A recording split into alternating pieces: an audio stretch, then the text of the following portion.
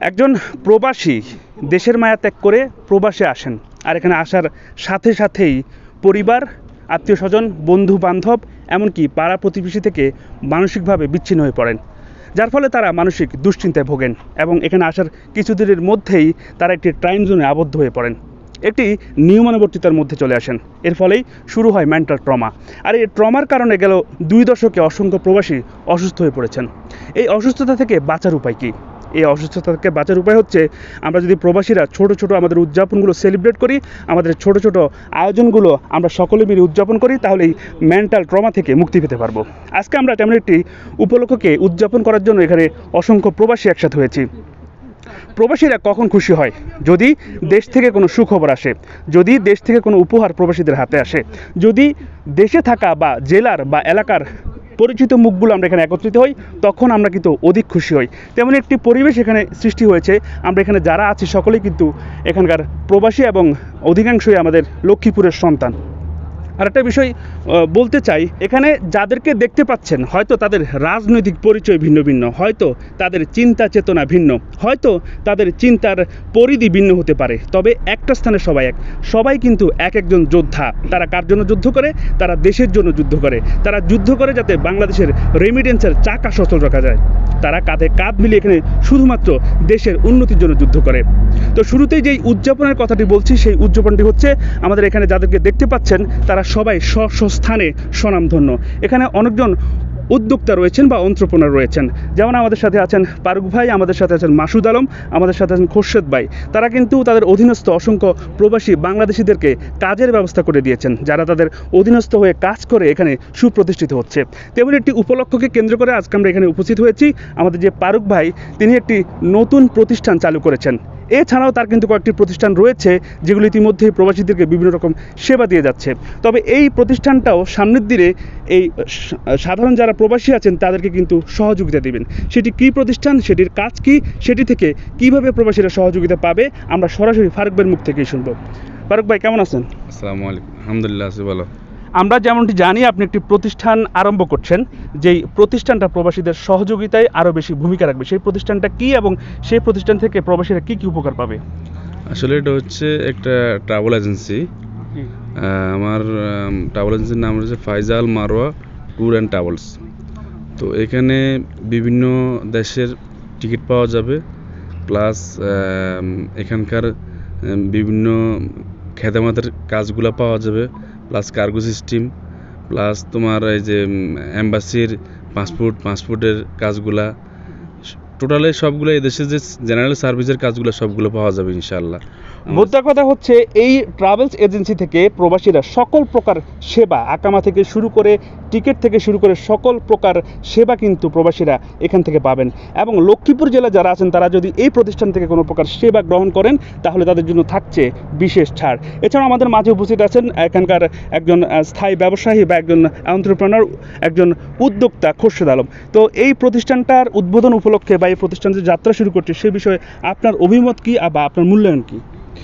আমি Faizal Marwa travel and ট্যুরের এটার আমি সফলতা কামনা করি, এবং আমাদের বাংলাদেশি উদ্যোক্তা, আমাদের বন্ধুমহল, আমাদের ফারুক পাটারি নতুন করে এখানে উদ্যোক্তা হয়েছেন। আমরা তো সবসময় এদের হয়ে কাজ করতে হতো, এখন ফারুকের হয়ে আমাদের প্রবাসীরা এখানে কাজ করতে পারবে। ও একটা কোম্পানি খুলছে ফাইজাল মারওয়াট, এবং একটা ট্রাভেল এজেন্সি খুলছে ফাইজাল মারওয়াট ট্রাভেল অ্যান্ড ট্যুরস। এখান থেকে আপনি কী কী সেবা পাবেন?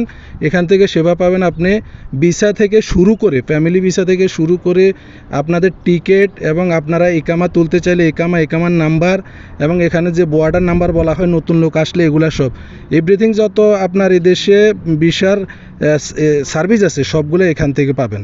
অবশ্য আমাদের যারা বাংলাদেশিরা আছেন রিয়াদে বা রিয়াদের বাইরে যিনারা আছেন, আপনারা ফারুকের এখানে নাম্বার থেকে যোগাযোগ করে আপনারা এই সেবাগুলো নিতে পারবেন। অনলাইনে অবশ্যই সেবা দেওয়া হবে। আমরা অবশ্যই এই ভিডিওটির পিন পয়েন্টে আমরা কিন্তু এই প্রতিষ্ঠানটির মোবাইল নাম্বার থেকে শুরু করে ঠিকানাটা দিয়ে রাখবো। এ পর্যায়ে আমি কথা বলবো, অনেক সৌদি আরবের অনেক দূর থেকে এসেছেন আমাদের, আমি বলবো একজন রাজনীতিবিদ, যদিও প্রবাসে রাজনীতি কিন্তু মুখ্য বিষয় বিষয় নয়, এখানে সবাই কিন্তু এক একজন রেমিটেন্স যোদ্ধা। সেক্ষেত্রে উনি অনেক দূর থেকে এসেছেন, উনি ফারুক ভাইয়ের বন্ধু, সেক্ষেত্রে আবার লক্ষ্মীপুর জেলা যে বিএনপি যে ফোরাম কমিটি হয়েছে সেটার একজন পদধারী নেতা। আমি তার কাছ থেকে এই প্রতিষ্ঠানটা সম্পর্কে কিছু জানতে চাইব। আসসালামু আলাইকুম। ফারুক আমাদের ছোট ভাই, আসলে ফারুক সৌদি আরবের ইনভেস্টার। ফারুক এখন আবার ফাইজা ট্রাভেলস অ্যান্ড ট্যুরস যে লাইসেন্সটা করেছেন, ইনশাল্লাহ শীঘ্রই উদ্বোধন হয়ে যাবে। আর এখান থেকে আমরা যারা প্রবাসী আছি এই দেশে, আশা করি সবাই ফারুকের কাছে আসলে সহযোগিতা পাবেন ইনশাল্লাহ। প্রিয় ভিউয়ার্স, এ পর্যায়ে আমি আরেকজন উদ্যোক্তা, আরেকজন এন্টারপ্রেনারের সাথে কথা বলবো, যিনিও এই সৌদি আরবে একটি প্রতিষ্ঠান পরিচালনা করছেন, আমাদের মুরাদ ভাই। আমরা তার থেকে জানতে চাইব এই প্রতিষ্ঠানটা সম্পর্কে, এবং সেই সাথে আরও জানতে চাইব কীভাবে আমাদের অসংখ্য প্রবাসী বাংলাদেশে, আমাদের লক্ষ্মীপুরের অসংখ্য মানুষ প্রবাসী এসে কাজ পাচ্ছেন না, সেক্ষেত্রে আপনারা কি কোনো রকম সহযোগিতা করছেন কিনা প্রবাসীদের? ইনশাআল্লাহ আমরা সবসময় সহযোগিতা করি সব প্রবাসী বাংলাদেশিদের জন্য। আমরা আশা করি ভবিষ্যতেও মুরাদ ভাই সহ যারা আছেন তারা প্রবাসীদের সহযোগিতা এগিয়ে আসবেন।